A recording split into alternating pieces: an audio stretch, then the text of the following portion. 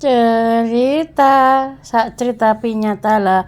Ayah Bayu kan prai kerja, terus ati masak opo iku wis gak blonjo tangine kawan alhasil saono endok kulkas. Terus alhasil Ayah Bayu iki nganggekno aku rujak ngono lho, rujak desa.